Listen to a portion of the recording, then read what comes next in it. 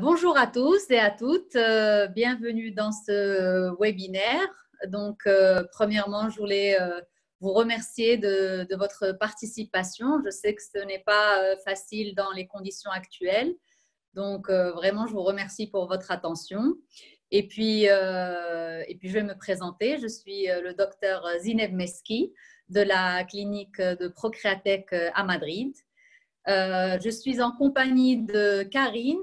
Je pense que vous ne la voyez pas, vous ne l'entendez pas, mais elle est là et ce sera notre modératrice.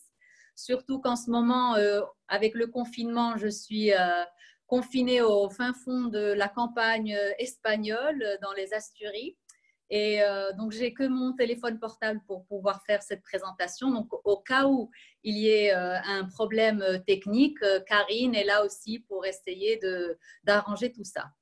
Donc, le thème d'aujourd'hui, c'est la qualité ovocytaire. Alors, c'est un thème assez récurrent et très important, surtout dans tous les traitements de la fertilité. Donc, c'est primordial, en fait. C'est ce qui vraiment va définir le succès d'un traitement.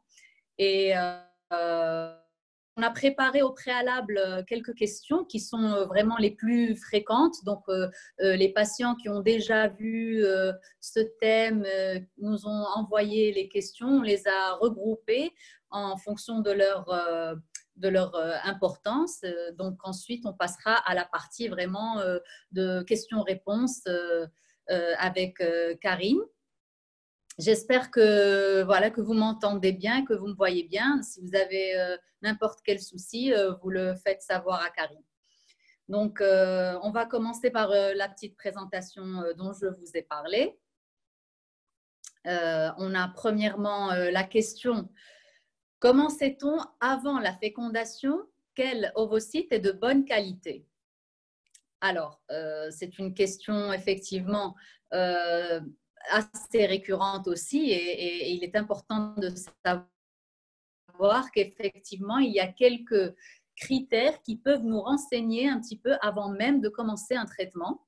Donc, ces facteurs sont importants à détecter et à prendre en compte, c'est-à-dire l'âge, par exemple, l'hormone antimullérienne, l'indice de masse corporelle, on reviendra là-dessus un peu plus tard. Le fait d'avoir fait un traitement antérieur, ça nous renseigne aussi pour le traitement en cours ou dans le futur. Aussi, les grossesses antérieures, tout ça, ça peut déjà nous donner, nous orienter un petit peu sur la qualité de l'ovocyte. Mais il y a aussi l'ovocyte lui-même, lorsqu'on fait le traitement de stimulation et qu'on extrait l'ovocyte, avant même de le féconder par les spermatozoïdes, on pourra voir certaines choses, certains critères qui vont être pris en compte et surtout nous donner une idée sur la qualité de ces ovocytes. Donc, c'est la morphologie. Vraiment, ça va être l'aspect de ces ovocytes qui va nous donner une petite idée. Donc, un ovocyte, c'est une cellule unique. C'est-à-dire que ce n'est pas un tissu cellulaire composé de plusieurs cellules, sinon une seule cellule. Alors, cette cellule est quand même très grande. Il faut savoir que c'est la cellule la plus grande chez les femmes.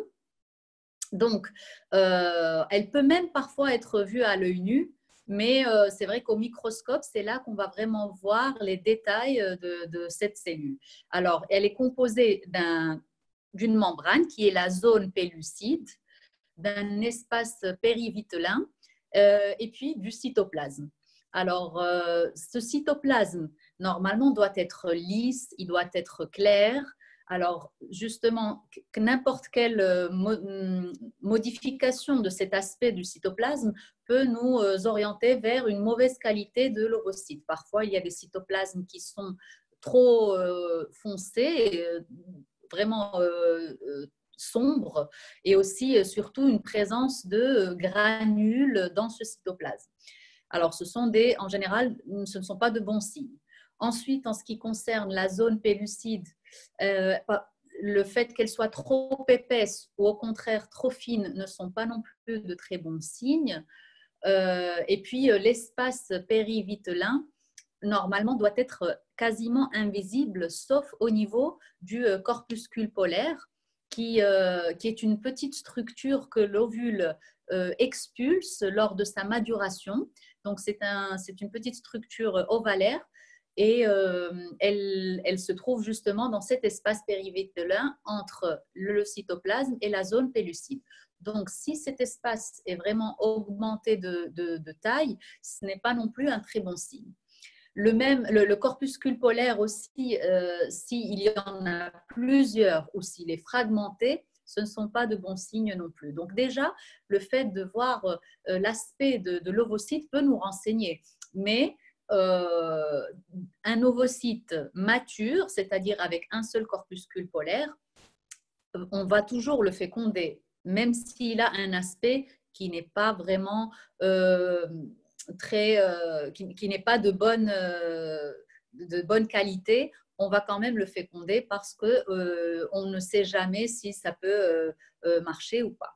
Mais c'est vrai que dans les statistiques, les ovules qui n'ont pas un bon aspect ne sont pas en général, ne génèrent pas de bons embryons en général. Donc ça, c'était pour la première question, pour parler un peu en général de l'ovule. On va passer à la seconde question. Alors, quelle est la relation entre l'âge de la femme, la qualité des ovocytes et le taux d'aneuploïdie? Alors, l'aneuploïdie, ça veut dire l'altération chromosomique des cellules. C'est une altération du nombre de chromosomes. Alors, c'est une relation qui est inversement proportionnelle, c'est-à-dire plus l'âge va être avancé et moins la qualité va être bonne et plus le taux d'aneuploïdie va augmenter aussi. Donc, c'est vraiment le facteur le plus important. L'âge est vraiment totalement en relation avec la qualité des ovules. On va donner quelques chiffres. Par exemple, une femme de 35 ans va avoir à peu près entre 50 et 60% de possibilité d'avoir un embryon avec une aneuploïdie. Une femme de 40 ans va avoir ces probabilités entre 65 et 70%. C'est-à-dire qu'une femme de 40 ans, si on obtient 3 ou 4 ovules, eh ben, 65% ou 70% de ces ovules ne vont pas être de bonne qualité et vont donc générer un embryon avec des aneuploïdies.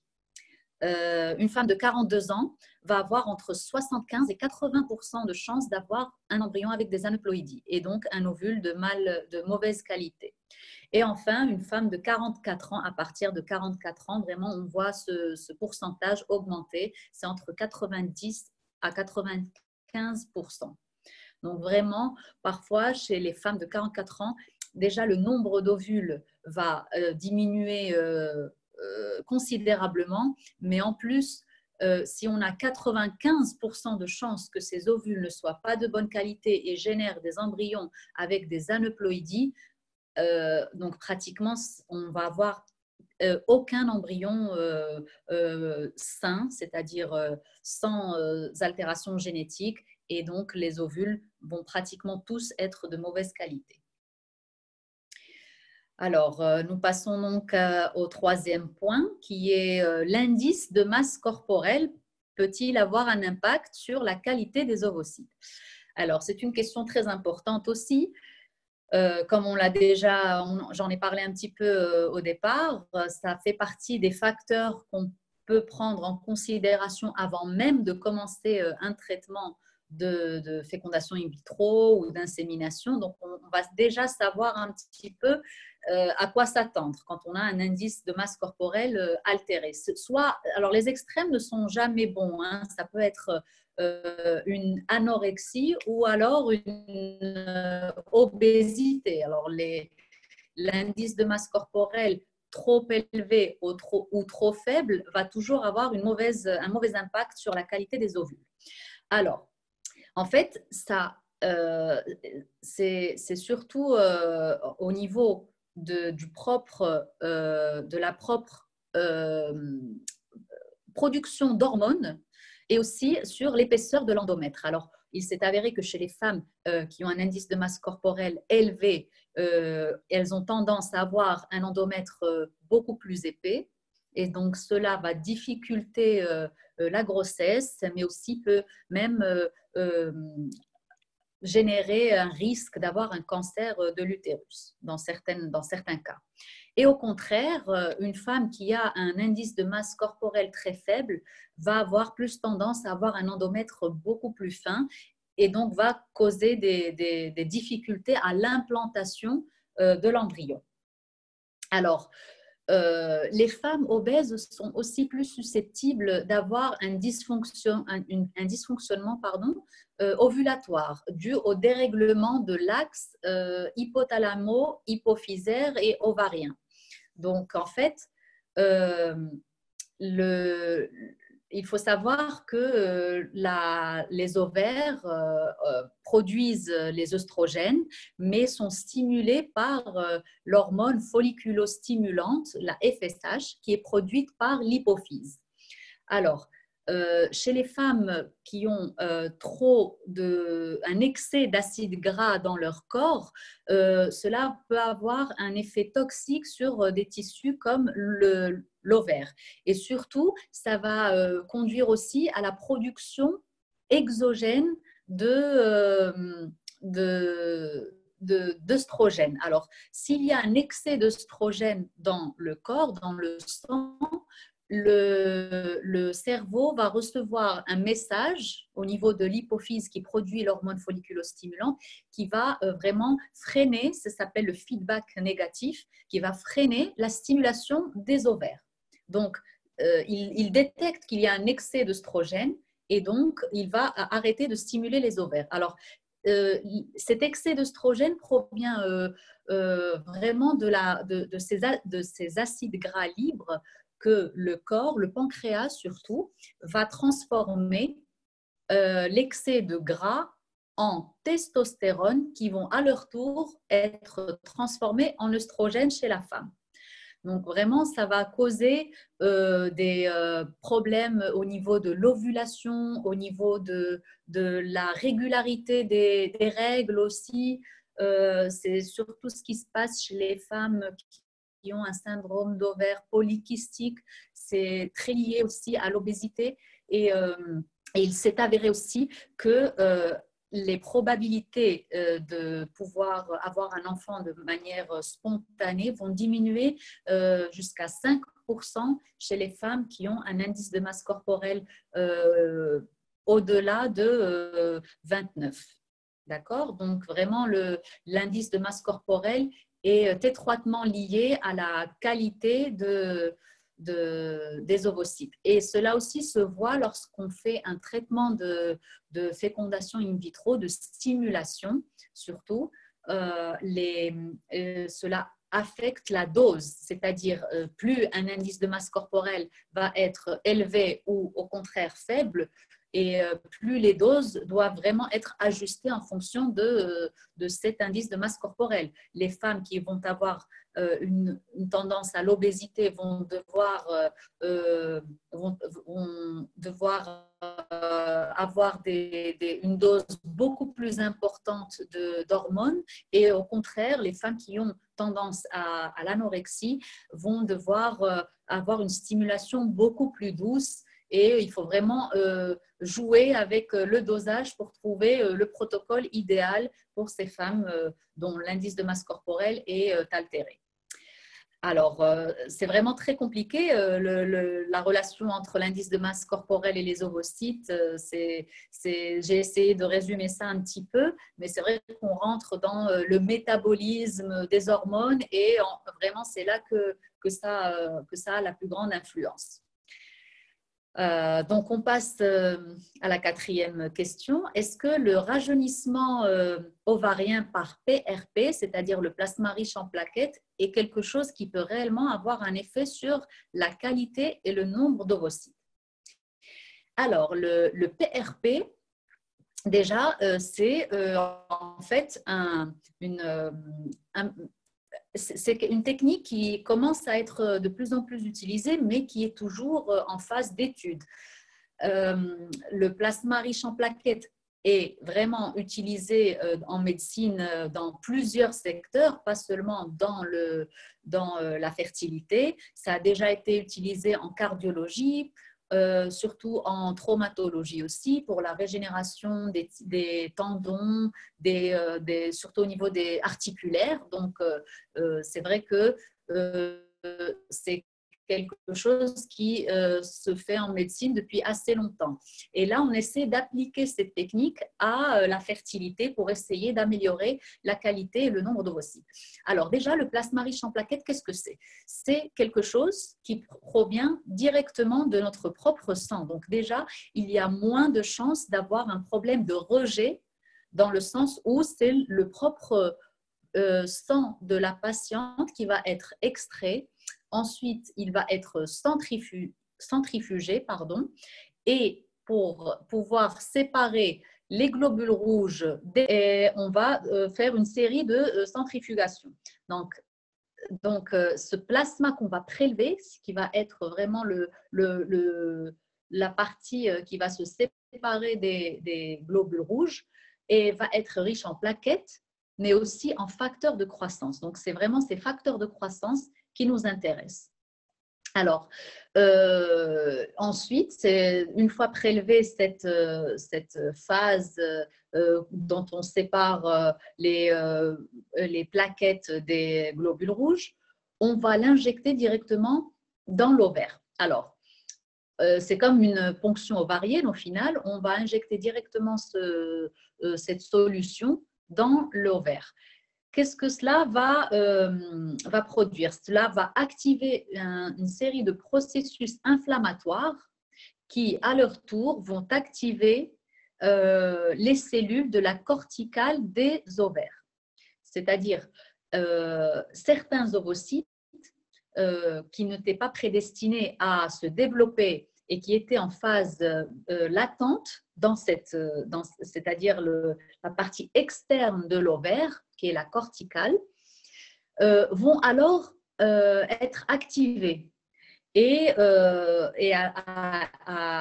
leur tour vont rentrer dans les possibles ovules qui vont pouvoir être stimulés. Donc, cela peut augmenter le nombre, mais aussi la qualité des ovules, car cela va aussi accélérer la maturation de ces ovules. Donc, on parle d'environ une réduction de 2 ans de l'âge des ovaires. Donc, il faut savoir que cette technique ne va pas pouvoir être appliquée à toutes les patientes. Comme je l'ai dit, on parle d'une réduction d'environ 2 ans. Donc, si une femme a 44 ans ou 45 ans, même si on réduit l'âge ovarien de 2 ans, elle va quand même être dans un âge assez avancé. Cela va être beaucoup plus intéressant chez les femmes de 40 ans qui, en faisant cette technique, vont se retrouver avec des ovaires d'environ 38 ans. Donc là, vraiment, la différence va vraiment se ressentir. Ce n'est pas comme une femme de 44 ans, entre 44 ans et 42 ans. La qualité des ovules ne va jamais vraiment pouvoir être récupérée. Donc, c'est une technique qui est vraiment très intéressante et pour le moment, ce n'est pas une technique de routine, c'est-à-dire qu'on ne la fait pas tout le temps de manière quotidienne, mais c'est toujours en recherche et il va falloir attendre qu'elle soit dans la pratique pour pouvoir la réaliser aux patientes qui pourront en bénéficier. Donc, nous passons au 5e point. Est-ce qu'il existe d'autres thérapies ou procédures ou autres, en plus de la médecine régénérative, qui puissent améliorer la qualité des ovocytes? Alors, oui, effectivement, il y a certaines techniques qui sont toujours en phase d'étude aussi. Donc, ce n'est pas vraiment quelque chose qui se fait. Il va falloir attendre beaucoup plus longtemps afin de pouvoir les appliquer à l'être humain. Donc, c'est des études qui sont réalisées surtout chez les animaux pour le moment. Mais on a vu qu'il y a une possibilité de faire une greffe de cellules souches ou cellules pluripotentes ce sont des cellules en fait embryonnaires qui vont pouvoir avoir les propriétés de n'importe quelle cellule de notre corps. Donc, si cette cellule peut se transformer en ovule, c'est vraiment ce qui pourrait faire avancer la médecine, surtout la reproduction, la procréation médicalement assistée. C'est ce que vraiment on recherche pour le moment. Donc, chez les animaux, ça a déjà été prouvé, mais chez l'être humain, malheureusement, il va falloir attendre un petit peu plus longtemps. On parle d'à peu près 10 ans pour pouvoir accéder à ce genre de thérapie.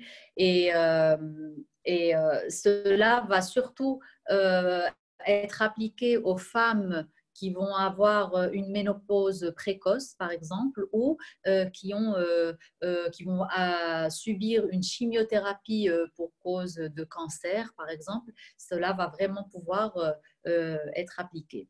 Il y a aussi une autre technique qui est l'hormone de croissance ou la GH en anglais, la growth hormone. Donc, cette hormone de croissance, elle se trouve principalement dans le liquide folliculaire qui entoure les ovules, qui baigne les ovules.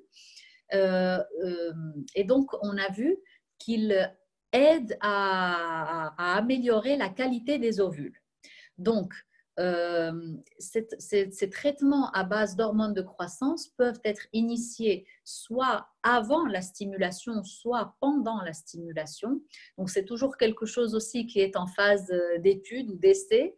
Mais c'est vrai qu'il y a une étude qui a été réalisée dans l'une de nos cliniques à Alicante, IVF Spain, c'est notre clinique qui se trouve à Alicante, et qui a réussi à prouver que les femmes qui ont bénéficié de cette hormone de croissance durant la stimulation ont pu avoir un plus grand nombre d'embryons sains, c'est-à-dire on a analysé tous les embryons qui ont été générés par ces ovules qui ont été soumis à ces traitements d'hormones de croissance et on a vraiment vu une amélioration de la qualité de ces embryons.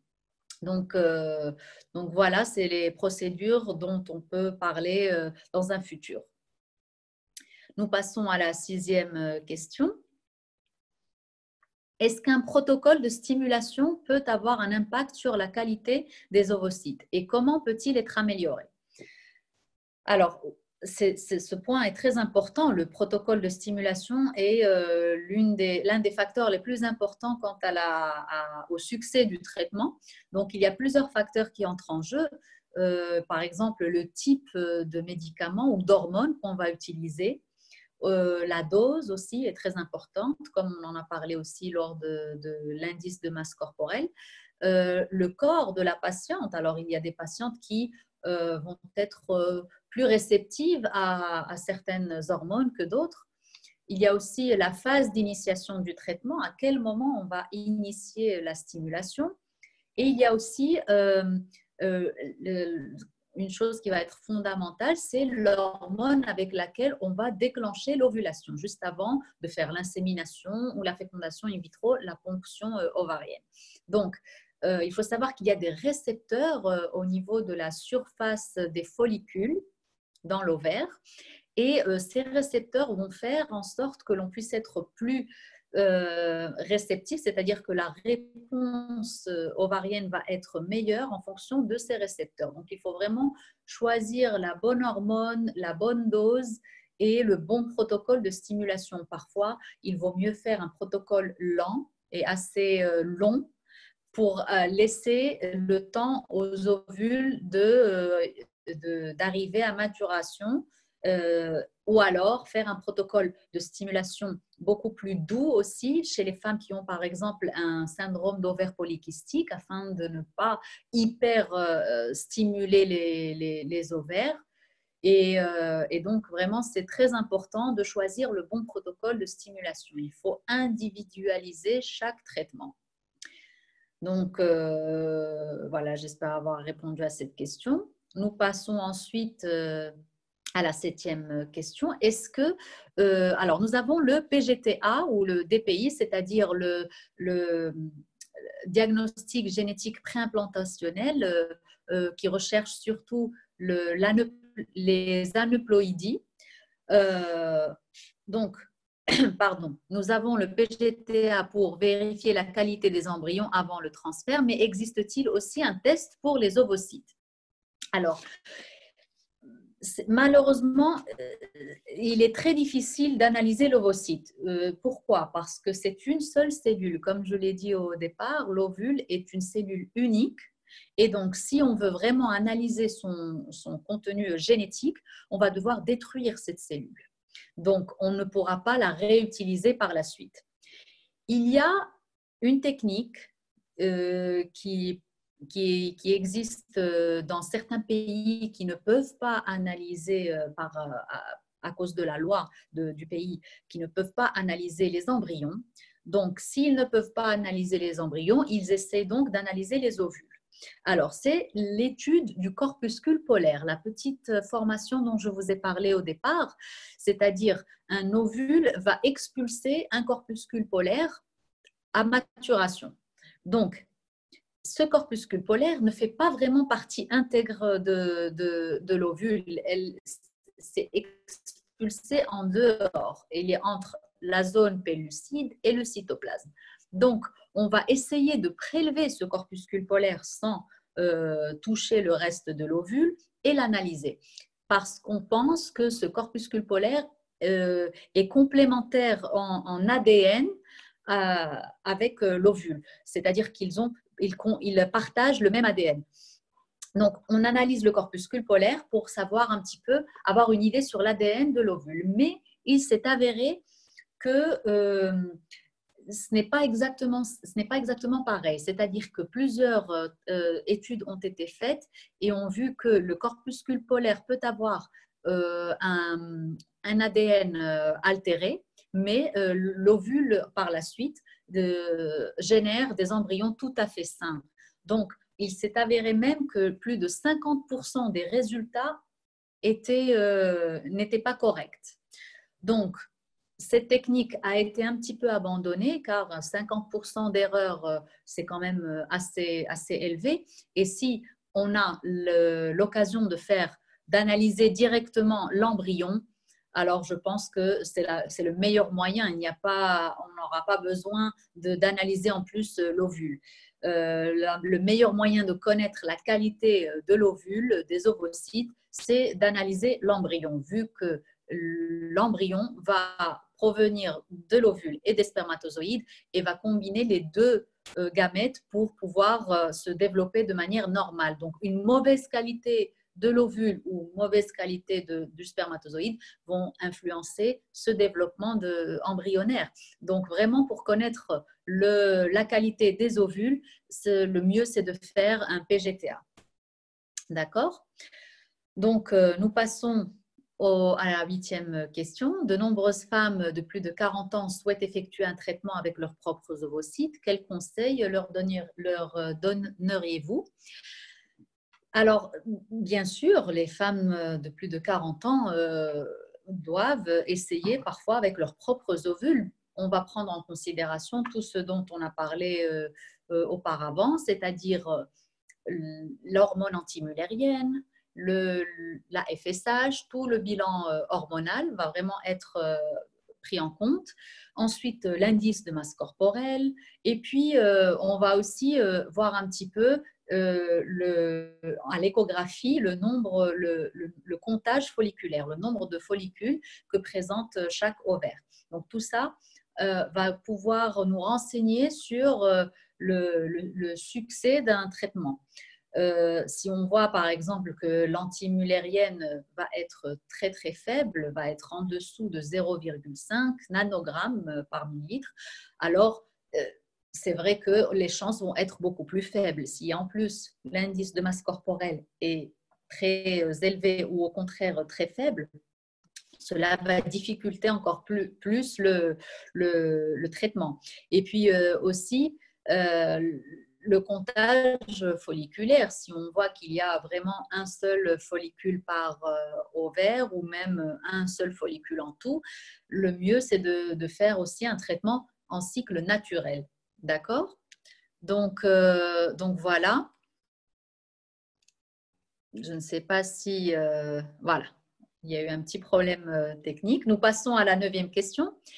Si nous nous tournons vers le futur, existe-t-il une recherche en cours visant à améliorer la qualité des ovocytes, des tests plus poussés, des gamètes artificielles, une programmation des cellules, etc., etc. Alors, on rejoint un petit peu ce dont on a parlé auparavant. Mais là, c'est vrai qu'on parle aussi de quelque chose de beaucoup plus lent dans le temps.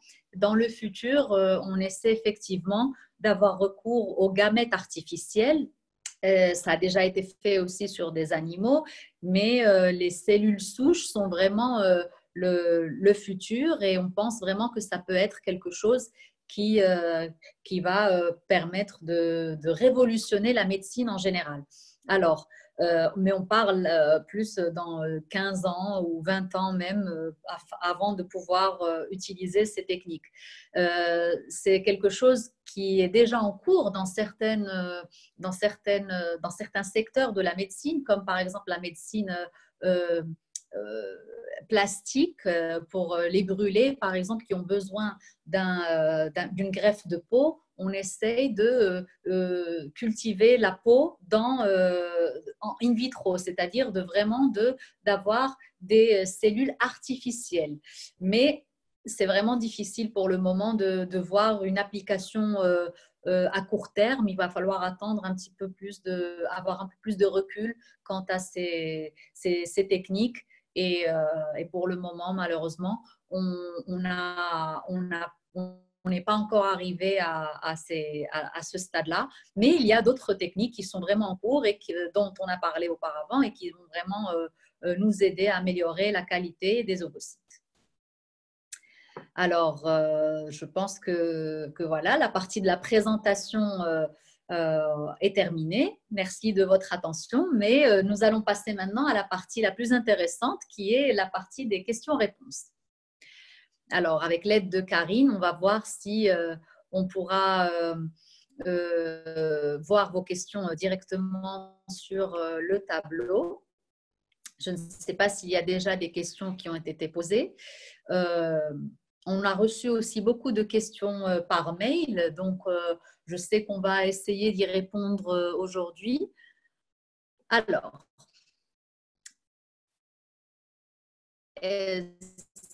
Karine, si tu peux me centrer un peu la question, il y a l'icône de IVF, voilà. Merci.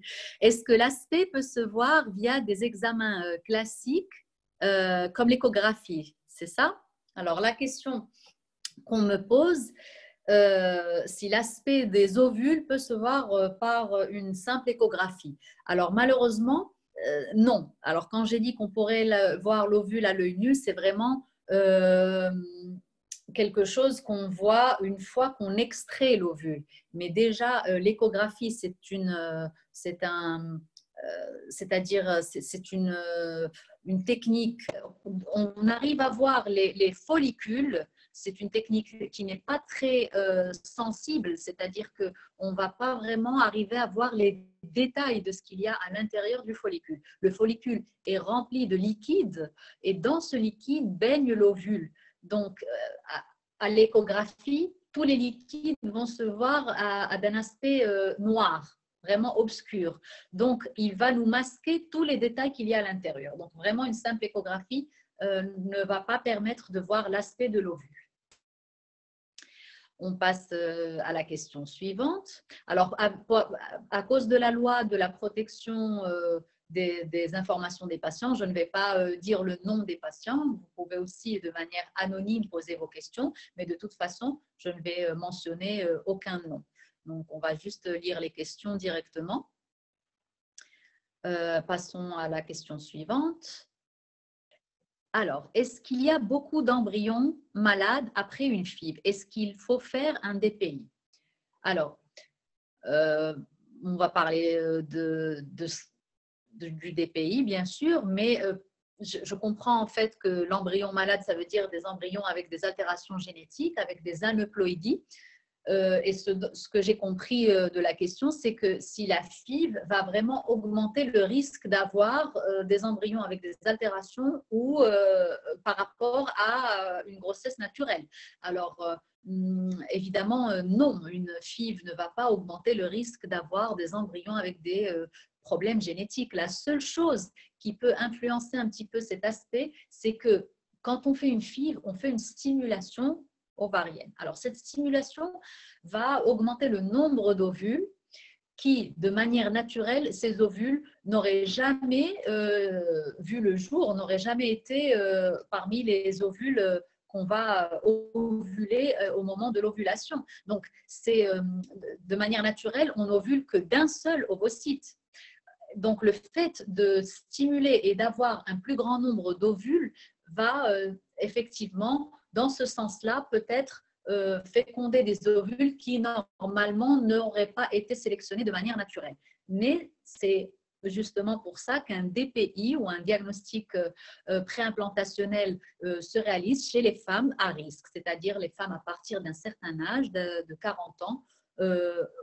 Chez nous, en tout cas, on recommande fortement de faire un diagnostic génétique préimplantationnel afin d'éviter de passer à côté de quelque chose qui n'aurait pas été vu de manière naturelle. Donc, vraiment, il faut encourager les femmes d'un certain âge à faire cette technique pour pouvoir éliminer et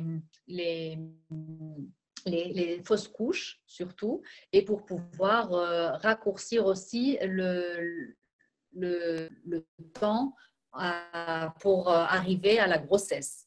Donc, en fait, la question, si la FIV va augmenter le nombre d'embryons avec des altérations génétiques, non. Normalement, c'est vraiment la même chose. L'âge est le même et l'ovule qui va sortir de manière naturelle va aussi avoir les mêmes pourcentages d'avoir une mauvaise qualité que par une FIV. Alors, la question suivante, est-ce que le DPI risque de tuer les embryons? Alors, ça, c'est une question assez fréquente, c'est-à-dire que on pense souvent que le diagnostic génétique préimplantationnel peut avoir une conséquence au niveau des embryons, du développement des embryons. Alors, c'est faux. La technique qu'on utilise pour faire le diagnostic génétique préimplantationnel, c'est une biopsie embryonnaire, mais faite avec un laser. Et surtout à J5, c'est-à-dire lorsque l'embryon a déjà suffisamment de cellules est déjà assez développé, distinguer la masse cellulaire interne qui va vraiment former le futur fœtus et ce qui va former le placenta. Donc, en pouvant distinguer ces deux choses, la biopsie va se réaliser bien sûr au niveau des cellules qui vont former le placenta, le trophoblaste, et non pas la masse cellulaire interne. Donc, vraiment, il n'y a aucun danger pour les embryons. Est-ce qu'il y a plus de maladies pour les embryons d'une FIV que pour des embryons naturels? Donc, je pense que j'ai répondu à cette question auparavant. Le pourcentage d'avoir un ovule de mauvaise qualité va être le même. La seule chose, c'est qu'on va avoir plus d'ovules avec une FIV que de manière naturelle. Est-ce qu'il y a plus de maladies pour les embryons d'une ICSI que pour les embryons d'une insémination? Alors, pas du tout. C'est-à-dire que les embryons qui vont être formés par ICSI, c'est-à-dire par injection intracytoplasmique de spermatozoïdes, ne vont pas avoir un taux d'altération plus élevé que des embryons d'une insémination. La seule différence, c'est que dans l'ICSI, on introduit directement le spermatozoïde dans l'ovule et on sélectionne le spermatozoïde, chose que normalement dans une insémination, cela ne se fait absolument pas. Cela se fait de manière naturelle, c'est-à-dire que le spermatozoïde le plus rapide et le premier à arriver au niveau de l'ovule va le féconder. Alors que lors d'une ICSI, on va choisir le spermatozoïde en fonction de son aspect, en fonction de sa morphologie et en fonction aussi de sa mobilité. Donc, un bon spermatozoïde a une bonne mobilité et un aspect normal.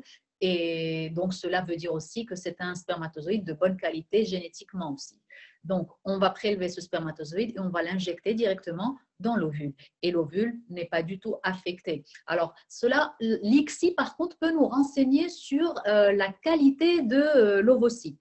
Si on voit que les ovocytes, au moment de l'injection du spermatozoïde, sont vraiment trop mous, c'est quelque chose que les biologistes, les embryologues commentent souvent, c'est qu'ils sont trop mous et qu'on n'arrive pas à perforer la zone pellucide. Ou si au contraire, ils sont vraiment trop délicats, c'est que l'aiguille qui va injecter le spermatozoïde va faire éclater l'ovule à l'ité de l'ovule. Nous passons aux questions suivantes. Alors, vous allez m'excuser une petite seconde. Ça, c'est les problèmes techniques du direct. Je vais juste brancher mon téléphone. Il est en train de se décharger et je reviens brancher pourtant, mais je vois qu'il n'est pas en train de se charger. On continue avec la question. Est-ce que c'est réversible? Si on a été anorexique et qu'après on grossit, le problème disparaît-il? Alors, oui, en principe, une fois qu'on récupère notre indice de masse corporelle, le corps, ce n'est pas immédiat, hein, le corps a besoin de se réadapter au métabolisme, à son nouveau métabolisme. Donc, en principe, effectivement, cela se récupère. D'ailleurs, cela se voit notamment chez les athlètes de haut niveau. Ils ont souvent des problèmes, les femmes ont souvent des problèmes au niveau de l'ovulation, au niveau des règles, elles ont des aménorrhées car le sport aussi de haut niveau provoque une libération d'hormones et cela vraiment agit sur le cycle menstruel et provoque un dérèglement. Donc, ces athlètes, une fois qu'elles arrêtent de faire du sport à niveau professionnel, on voit qu'elles récupèrent petit à petit leur cycle menstruel et que le processus ovulatoire se récupère. Donc, c'est la même chose, c'est le même principe pour les femmes qui ont été anorexiques auparavant et qui récupèrent petit à petit leur indice de masse corporelle. Donc, oui, bien sûr, c'est réversible. Et d'ailleurs, je peux aussi vous dire que c'est la même chose chez les femmes qui souffrent d'obésité. Une fois qu'elles perdent leur poids, donc elles reprennent plus facilement le cycle menstruel et puis les traitements de fécondation in vitro fonctionnent vraiment mieux. Donc d'ailleurs, c'est un critère ici, la sécurité sociale couvre certains traitements, mais vraiment les critères sont très stricts. Et l'un des critères, c'est l'indice de masse corporelle, c'est l'obésité. Alors, ils leur demandent de perdre du poids et ensuite elles arrivent à rentrer dans le système et à se faire des traitements de procréation médicalement assistée. Très bien. On passe à la question suivante. Alors, j'arrive à voir ici une question. Les ovaires multifolliculaires affectent-ils la qualité ovarienne? Alors, oui, les ovaires multifolliculaires, le problème, justement, c'est l'hyperstimulation. Alors, c'est quelque chose qui peut être vraiment, c'est le syndrome d'hyperstimulation ovarienne, c'est quelque chose qui peut être vraiment dangereux.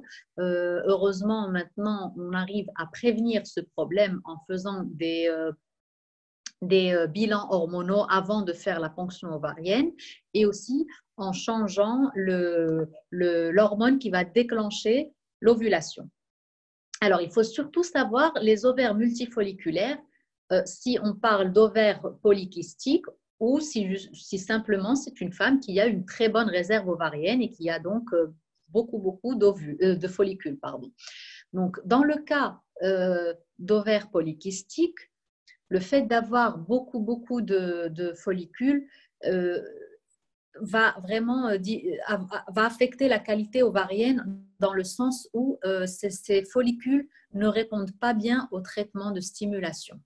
Ils ne vont pas se développer, ils ne vont pas croître et donc c'est des ovules qui vont arriver maximum, les follicules vont arriver maximum à 16 mm et un ovule qu'on retire, qu'on extrait d'un follicule de 16 mm n'est pas toujours mature, n'arrive pas à maturation. Donc, vraiment, les ovaires multifolliculaires, il faut vraiment faire attention, voire différencier le syndrome d'ovaire polykystique. Cela se fait par un bilan hormonal, par surtout ce que nous raconte la patiente, l'histoire de la patiente, si elle a des cycles menstruels très irréguliers, si elle a aussi d'autres critères, d'autres symptômes comme parfois une pousse de poils au niveau du menton ou même des bras, et aussi l'obésité sont des facteurs qui orientent un petit peu vers l'ovaire polykystique.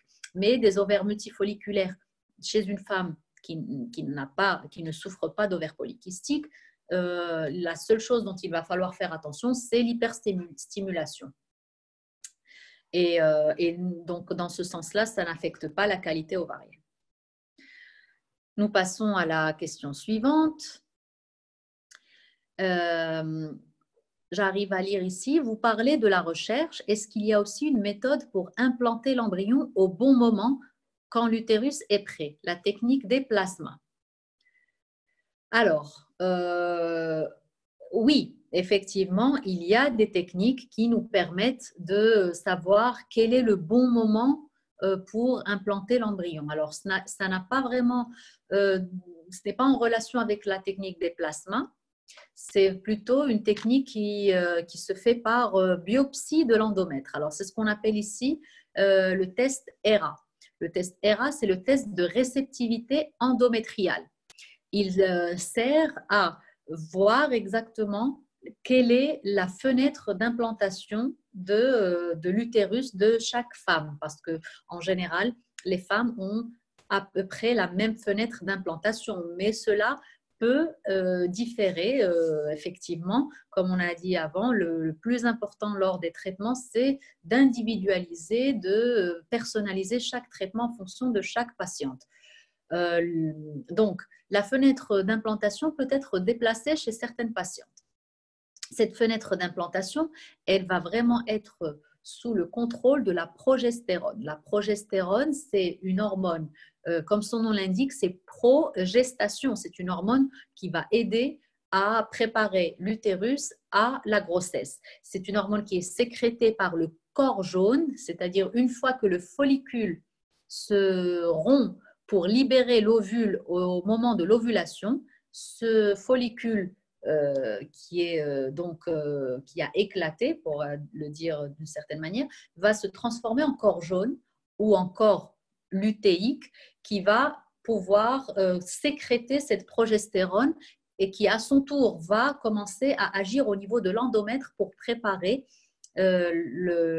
l'endomètre à l'implantation de l'embryon. Donc, pendant que l'ovule descend au niveau des trompes est fécondé par le spermatozoïde et descend jusqu'à l'utérus, jusqu'à l'endomètre à travers les trompes, c'est ce que ce corps jaune, cette hormone va pouvoir préparer l'endomètre. Donc, le test ERA se fait premièrement par une première phase de stimulation de l'endomètre. C'est ce qu'on appelle la préparation de l'endomètre. Elle se fait par des œstrogènes.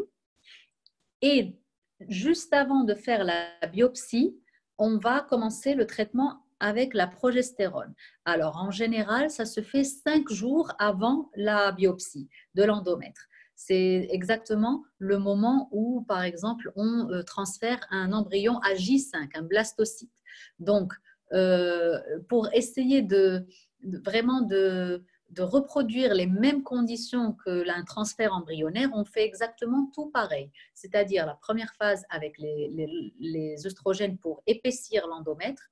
Une fois qu'il a atteint l'épaisseur adéquate, c'est-à-dire à partir de 7 mm, on va introduire le traitement avec la progestérone.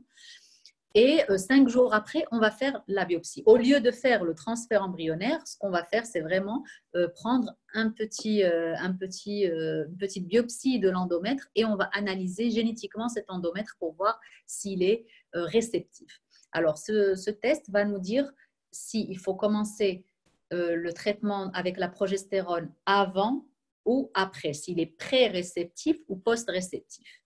Alors, le traitement des plasmas au niveau de l'endomètre se fait chez les femmes qui n'arrivent pas à atteindre l'épaisseur adéquate, malgré le traitement avec les œstrogènes. Parfois, les femmes, par exemple, avec un indice de masse corporelle très faible, n'arrivent pas à avoir une épaisseur minimum de 7 mm. Donc, dans ces cas-là, on peut injecter le plasma riche en plaquettes au niveau de l'endomètre. Et on a vu dans certains cas que l'endomètre commence à s'épaissir et vraiment ces facteurs de croissance vont agir aussi au niveau des cellules de l'endomètre pour permettre d'avoir un endomètre beaucoup plus épais.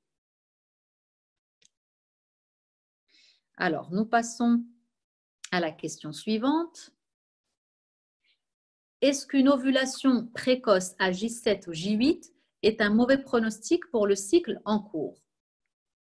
On ne peut pas vraiment dire qu'une ovulation est précoce si on ne connaît pas tout le cycle, toute l'histoire de la patiente. Alors, il y a des patientes qui ont des cycles très courts, des cycles menstruels de 20 jours ou même 22 jours. Donc, forcément, l'ovulation va se faire avant, va se faire à J8, J10. Les femmes qui ont par contre des cycles beaucoup plus longs, à J30 ou J35, de 30 ou 35 jours, l'ovulation va donc se faire beaucoup plus tard, à J14, J15 ou même plus tard. Donc vraiment, le fait d'ovuler à J8 plutôt qu'à J15, ça va vraiment dépendre du cycle menstruel de chaque patiente. Mais c'est vrai qu'on a vu dans certains protocoles de stimulation que lorsque les follicules passe de 10 mm à 12 mm et d'un seul coup de 12 mm passe à 17 mm, c'est vrai qu'en général, ce n'est pas de très très bons pronostics. Le mieux, c'est que les follicules aient une croissance régulière, constante et surtout qu'il n'y ait pas d'insynchronisme, c'est-à-dire qu'il n'y ait pas de follicules qui restent à 12 mm et d'autres qui commencent à vraiment à passer de 15 à 20 en un seul jour. Donc, c'est vrai que ça, dans ce sens-là, c'est important et on voit vraiment qu'il y a une relation par la suite avec la qualité de l'ovocyte. Cela se produit souvent chez les femmes à partir d'un certain âge, à partir de la quarantaine. On voit souvent ce genre de phénomène. Si le bilan hormonal est très bon, s'il y a beaucoup d'ovocytes ponctionnés avec un âge de 38 ans et un indice de masse corporelle normal, que peut expliquer le fait que les embryons ne soient pas de bonne qualité en fil XY? Alors bon, c'est vrai que là, j'ai l'impression qu'on parle d'un cas concret, d'un cas particulier. Alors, c'est vrai qu'il faut vraiment chercher, il faut vraiment faire tous les bilans, pas seulement hormonal, mais chercher un peu plus en profondeur. Il y a beaucoup de facteurs qui influencent aussi la qualité des embryons. Il y a des facteurs aussi de la coagulation, il y a des facteurs hormonaux qui ne sont pas forcément liés aux hormones sexuelles comme la FSH ou l'hormone antimullérienne. Il y a aussi l'insuline. D'ailleurs, je voulais vous en parler auparavant au niveau de l'obésité. C'est vrai que l'insuline et la résistance à l'insuline sont des phénomènes qu'on voit assez souvent chez les femmes ayant un indice de masse corporelle altéré. Dans ce cas-là, on me dit que l'indice de masse corporelle est normal, que les bilans hormonaux sont normaux et que la ponction ovarienne arrive à retirer plusieurs ovocytes, un bon nombre d'ovocytes. Donc, en fait, il faut aussi voir que la FIV-XY, c'est aussi deux gamètes. C'est la qualité de l'ovule, mais aussi la qualité des spermatozoïdes. Donc, il faut vraiment faire une étude beaucoup plus poussée. Il y a beaucoup de facteurs qui entrent en jeu. Le mieux, ce serait de faire, par exemple, un diagnostic préimplantationnel pour voir vraiment d'où vient le problème et faire un petit peu plus de bilan, un bilan beaucoup plus poussé pour pour voir d'où vient le problème. Effectivement, ça peut être aussi les spermatozoïdes. Alors, question suivante. Quel est le traitement généralement donné aux OPK, c'est-à-dire les ovaires polykystiques, pour stimuler l'ovulation, en particulier pour avoir une maturation correcte, qui est un des points problématiques des OPK? Alors, effectivement, l'ovaire polykystique, c'est quelque chose c'est une pathologie assez complexe qui vraiment va difficulter le traitement de stimulation ovarienne, mais aussi la maturation des ovocytes. Alors, le problème en général chez les ovaires polykystiques, c'est que euh, c'est souvent associé à l'obésité. C'est vraiment des pathologies qui vont de pair. Et on a vu que l'obésité va agir au niveau de certaines hormones. Donc, elle va vraiment utiliser les graisses, les acides gras libres pour les transformer en œstrogènes. Ces œstrogènes qui vont avoir un feedback négatif au niveau de la FSH.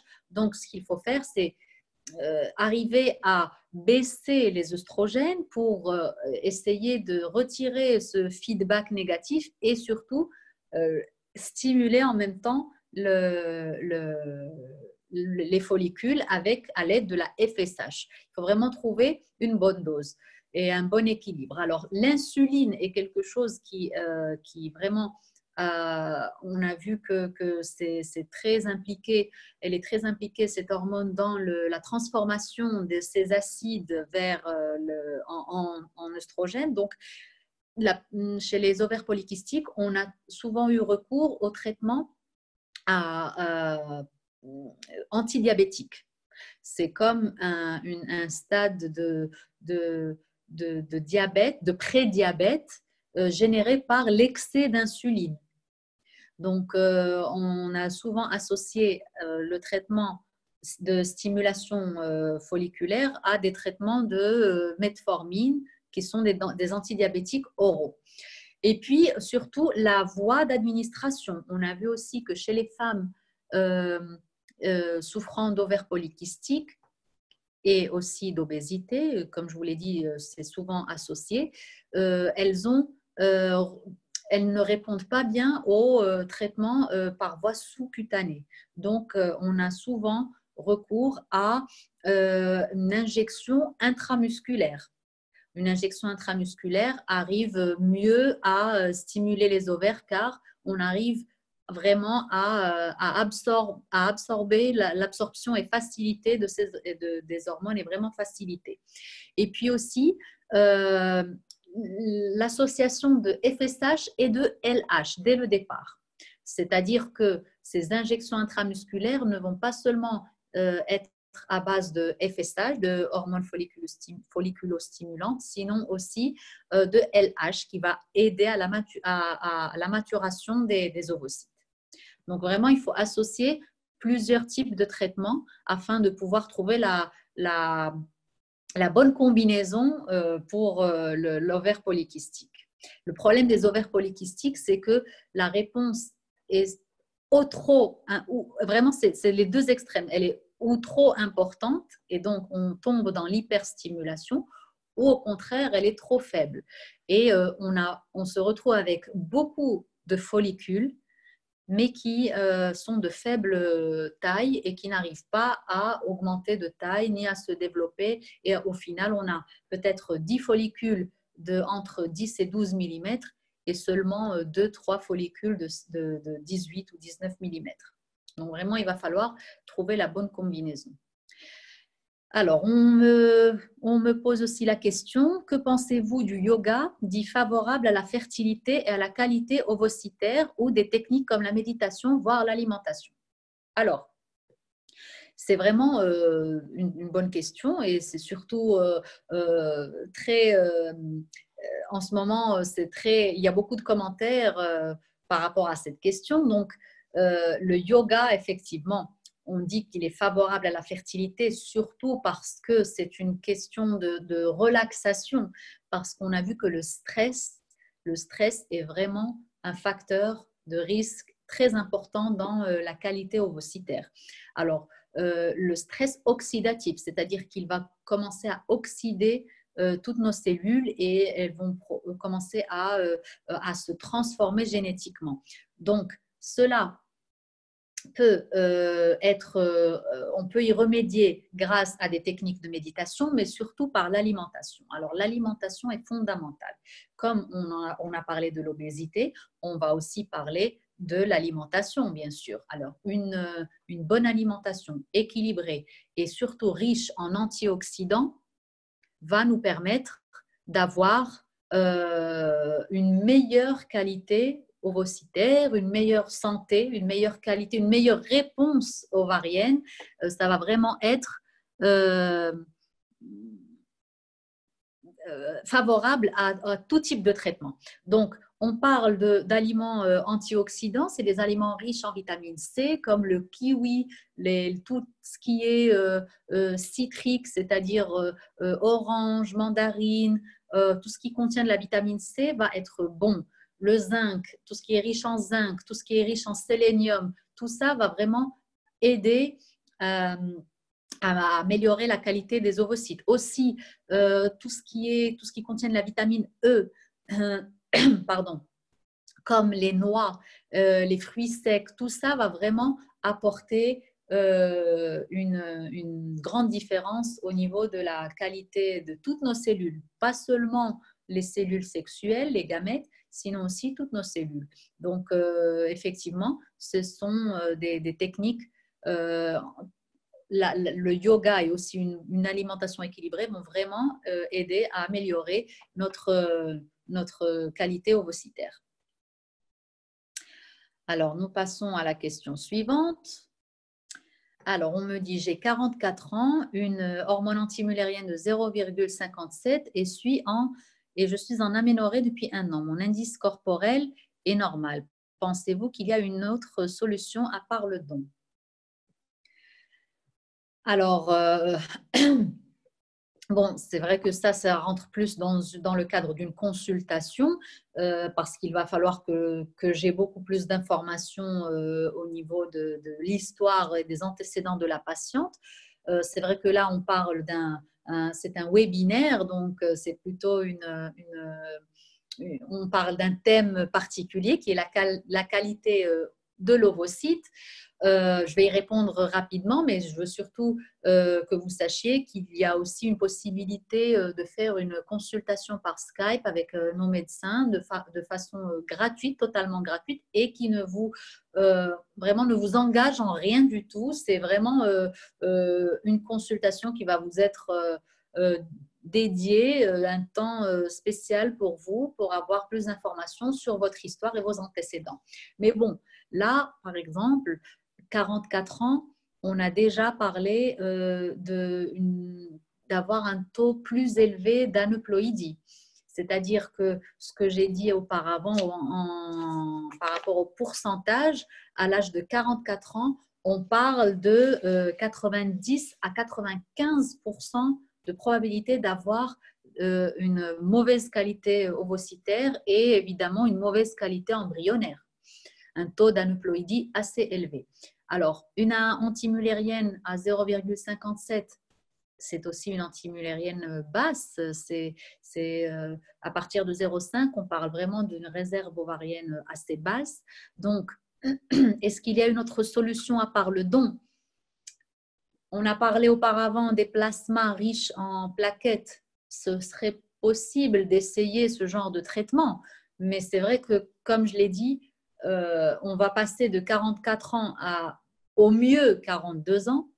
Et dans ce cas-là, 42 ans, on va descendre à 80% de chances d'avoir un taux d'aneuploïdie, un embryon avec des aneuploïdies. Donc, on passe de 95% à 80%, ce qui est quand même très élevé. Donc, en fait, n'importe quel traitement va maintenir un taux d'aneuploïdie tellement élevé avec vos propres ovules que je pense que le mieux, ce serait de faire un don d'ovocytes. Mais il faut toujours essayer, hein. Je pense que les patients doivent quand même tenter parfois pour vraiment se rendre compte et voir si ça peut marcher. Ce n'est pas 0% hein, de chance d'arriver à une grossesse. Il n'y a pas de 0%, il n'y a pas de 100%.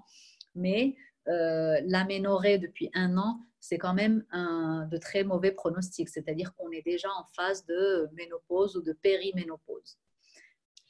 Est-ce que la qualité ovocytaire peut varier d'un cycle à l'autre? Alors, la qualité ovocytaire peut effectivement varier, mais très, très, très subtilement. C'est vraiment la qualité, c'est très, très rare que cela varie. Il va falloir vraiment trouver une cause, un changement radical, comme l'indice de masse corporelle, par exemple, l'IMC. Oui, ça peut effectivement changer de manière radicale la qualité ovocytaire. Bien sûr, on parle toujours de femmes qui ont toujours un âge assez jeune. On parle de femmes qui ont maximum 38 ans. Mais si une femme a déjà la quarantaine, le cycle ne va pas vraiment changer la qualité des ovocytes. Entre un cycle et un autre, en général, ce qui peut varier, c'est le nombre d'ovules. On peut avoir un peu plus d'ovules ou un peu moins d'ovules d'un cycle à l'autre. Mais en ce qui concerne la qualité, en général, elle ne change pas. Malheureusement, c'est d'ailleurs pour ça qu'il y a autant d'études et autant de recherches à ce niveau-là pour essayer d'améliorer la qualité, car c'est la seule chose, c'est lié à l'âge. On ne peut pas revenir en arrière dans le temps. Donc, c'est vraiment ça qu'on essaye d'améliorer. On passe à la question suivante. Pour une fille à 42 ans, conseillez-vous des aliments à prendre, noix, légumes, fruits, ou à éviter alcool, tabac, café pour permettre une meilleure qualité des ovocytes?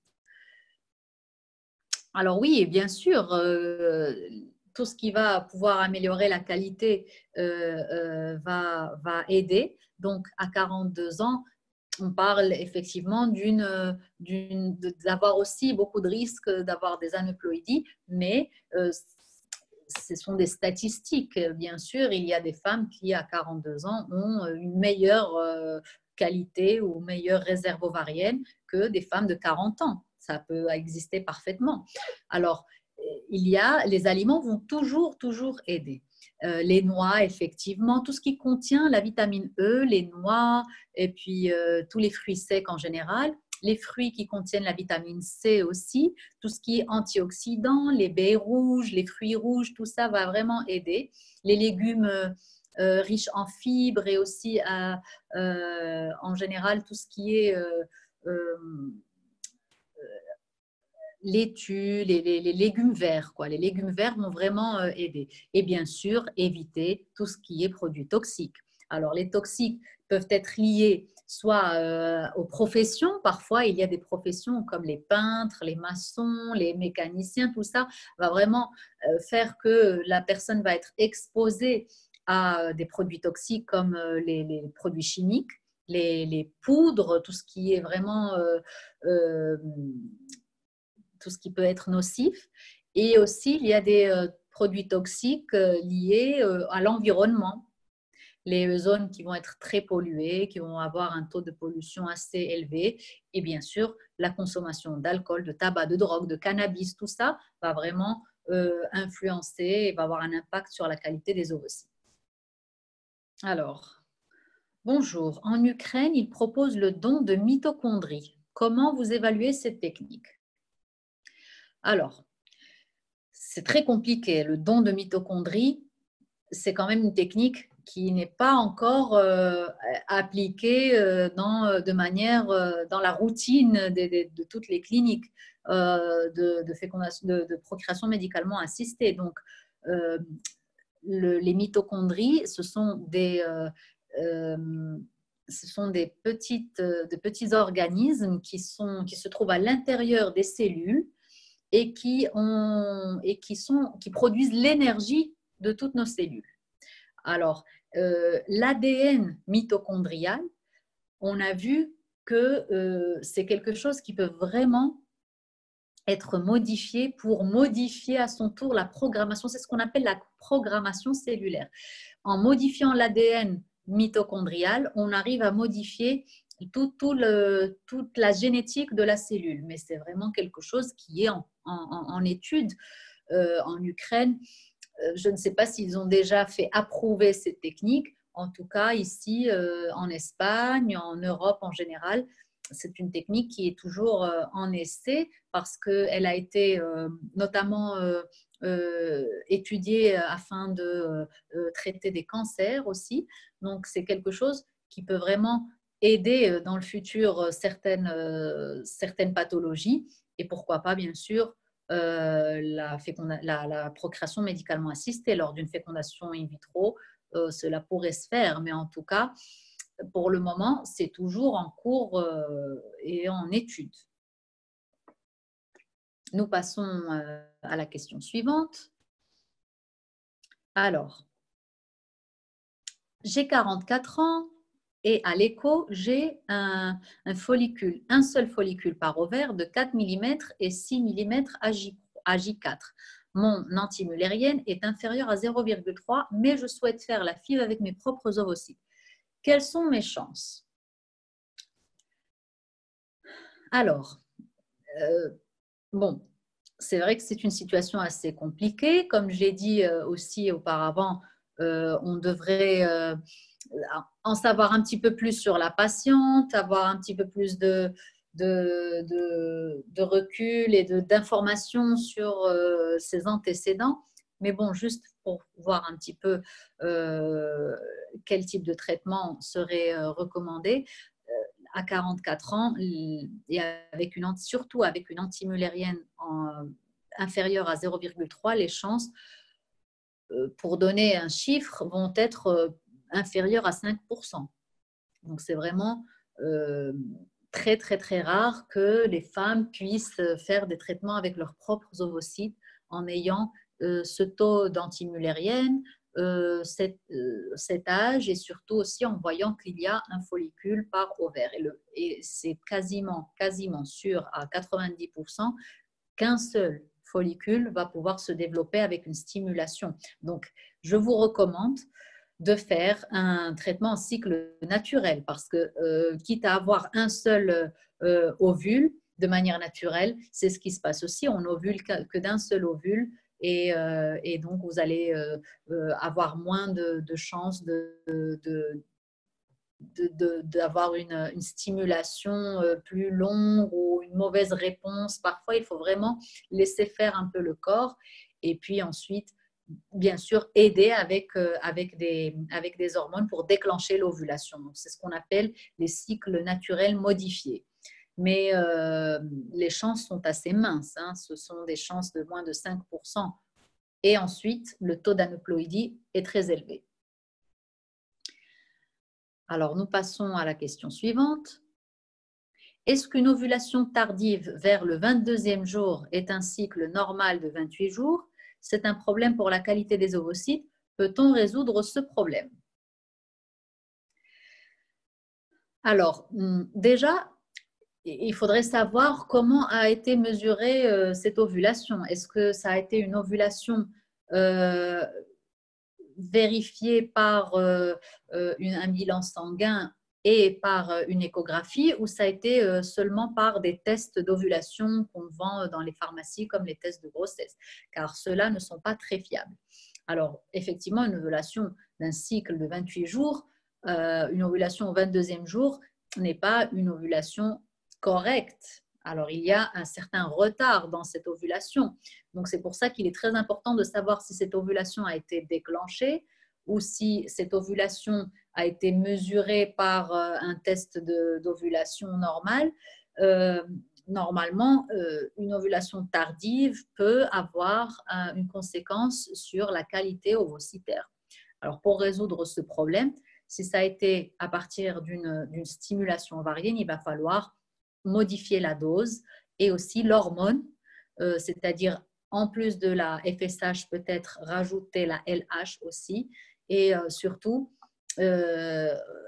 modifier la dose, car une ovulation au 22e jour par stimulation ovarienne, surtout dans un cycle de 28 jours, n'est pas un bon signe, n'est pas vraiment de bons pronostics. Donc, pour résoudre le problème, il va falloir modifier le protocole de stimulation.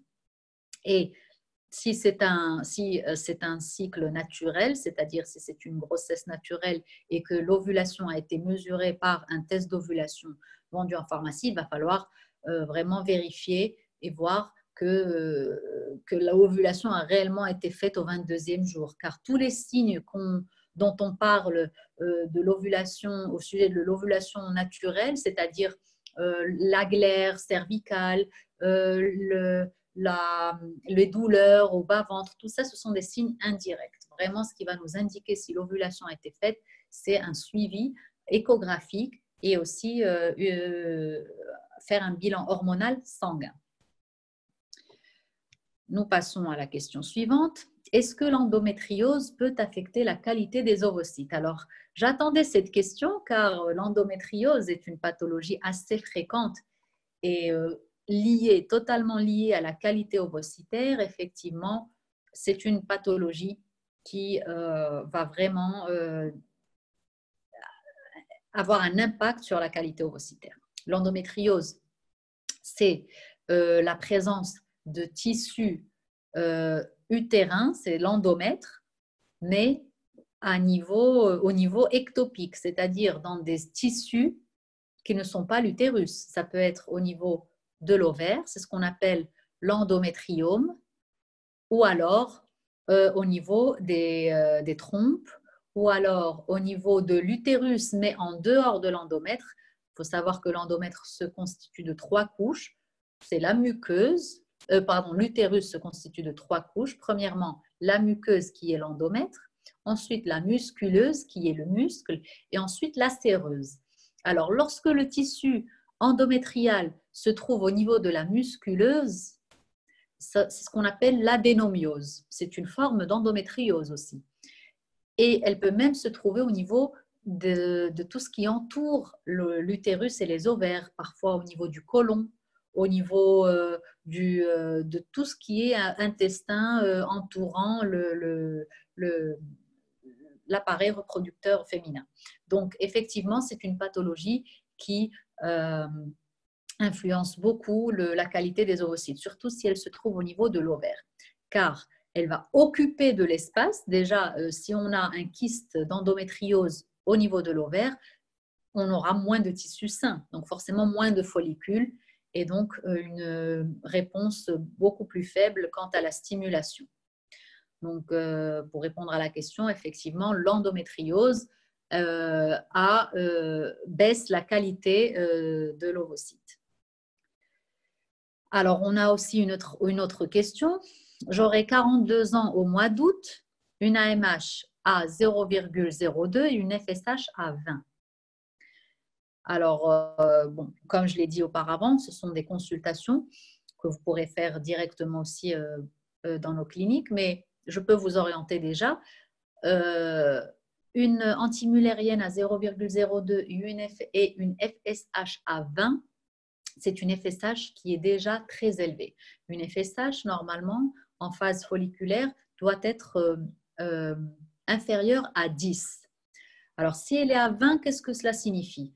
Que notre cerveau, l'hypophyse dont j'ai parlé auparavant, détecte déjà que l'ovaire n'est pas en train de travailler suffisamment, ne produit pas assez d'œstrogène, l'ovaire ne fait pas sa fonction, ne remplit pas sa fonction. Donc, il commence à produire plus d'hormones folliculostimulantes pour stimuler le fonctionnement de l'ovaire. Donc, il commence à produire plus. Donc, il y a déjà une stimulation endogène propre du corps. Donc, une FSH à 20, c'est que votre corps est déjà en train de stimuler les ovaires. Qu'est-ce que cela signifie? Que si on fait un traitement de stimulation ovarienne, le traitement se fait à base de FSH aussi. Donc, il y a de grandes chances que la réponse à la stimulation ne soit pas bonne parce que ces récepteurs sont déjà saturés et que la réponse ne soit pas suffisante et soit faible. Et forcément, il n'y aurait pas, on ne pourra pas extraire un grand nombre d'ovules et la qualité va être moindre aussi, sans parler des problèmes aussi au niveau génétique. Nous passons à la question suivante. Est-ce que ça vaut le coup de faire un PRP ovarien?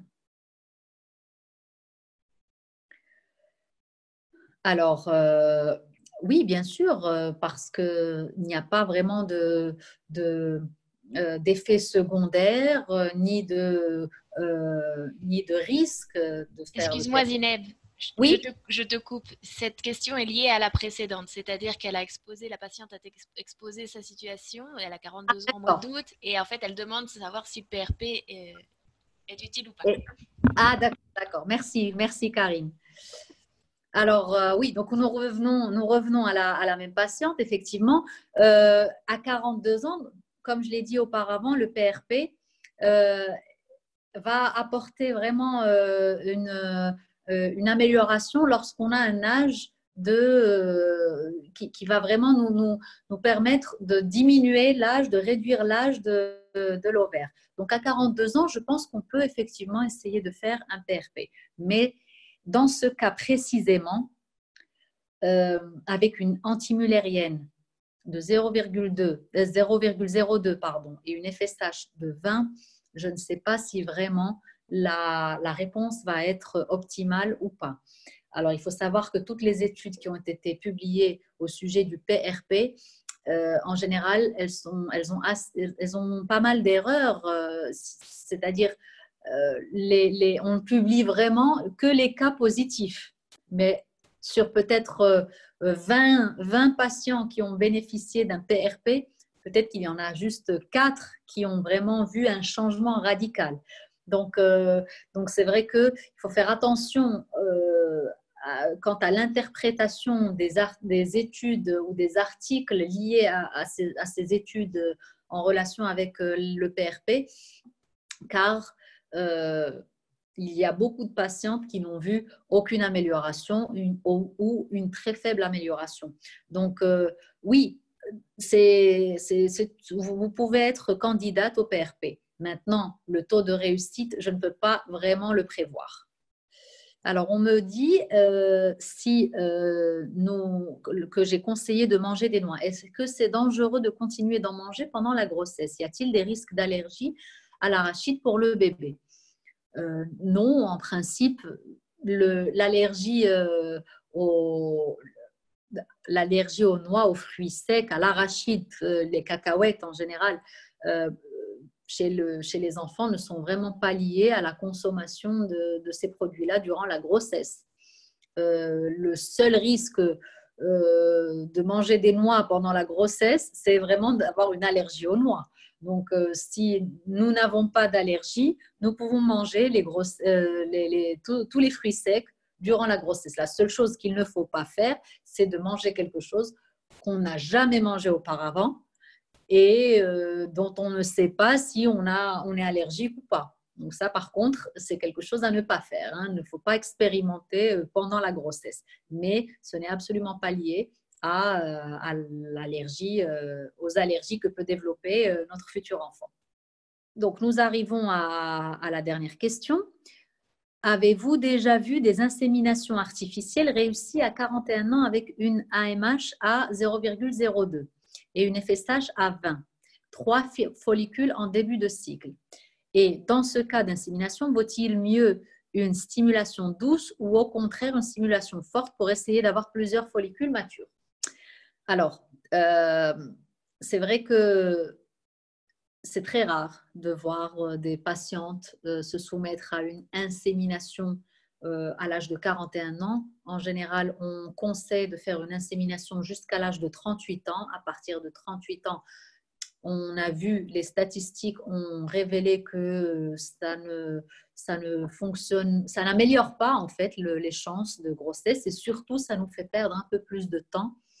Et alors qu'à 38, à partir de 38 ans, on ne veut pas vraiment perdre de temps quant à la grossesse. Donc, à partir de cet âge-là, moi, je toujours conseillé de faire une fécondation in vitro. Maintenant, si vous désirez faire une insémination artificielle, bien sûr, c'est possible, mais il faut être consciente des chances réelles de ce traitement, surtout avec une antimullérienne de 0,02 et une FSH de 20. On rejoint un petit peu la patiente précédente, c'est-à-dire que les chances vont être très, très minces. Euh, euh, ce n'est pas seulement l'âge, c'est tous les autres facteurs. C'est la FSH qui est très élevée. Donc, dans ces cas-là, quand on a une FSH qui est déjà élevée, on ne fait pas en général des stimulations fortes. On essaie plutôt une stimulation douce ou voire même un cycle naturel modifié, c'est-à-dire commencer premièrement à laisser le corps s'imprégner de ses propres hormones et ensuite introduire une faible dose d'hormones dès le moment où on est un follicule de 10-12 mm, introduire une faible dose et ensuite augmenter cette dose. Lorsqu'on commence déjà par une dose élevée, il est très difficile de la baisser ensuite et on a un risque de saturation des récepteurs hormonaux. Donc vraiment, je pense qu'il vaut mieux faire une stimulation douce qu'une stimulation à forte dose. Mais surtout, moi, je recommanderais plus de faire une fécondation in vitro, voire même un don d'ovocytes dans ces cas-là. Je ne sais pas s'il y a d'autres questions. Karine, tu penses qu'il y a d'autres questions? Non, c'est bon, on est arrivé au bout des questions. Merci D'accord. beaucoup pour le temps accordé et voilà, et merci beaucoup à tous les participants et participantes.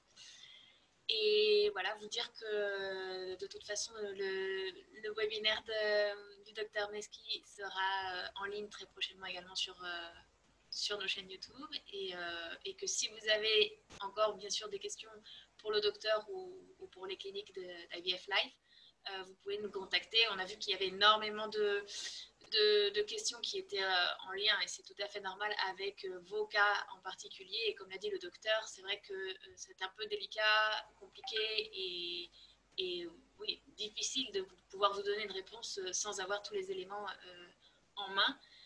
Donc on vous invite vraiment à prendre contact avec nous dans ces temps de confinement. Voilà, on n'a aucun problème pour nous pour faire une consultation en ligne via Skype ou autre et répondre vraiment à votre cas en particulier. Oui. D'ailleurs, Karine, si tu peux mettre la dernière diapo pour qu'on voit aussi le mail. Si vous voulez nous contacter, n'hésitez pas à nous envoyer un email. Et comme a dit Karine, la clinique est ouverte. Nous pourrons vous avoir en consultation par Skype ou par Zoom ou par n'importe quel autre réseau social. Il n'y a aucun problème pour ça. On a plusieurs médecins disponibles et donc si vous avez beaucoup plus de questions et s'il y a d'autres thèmes qui vous intéressent, n'hésitez pas à nous les faire savoir.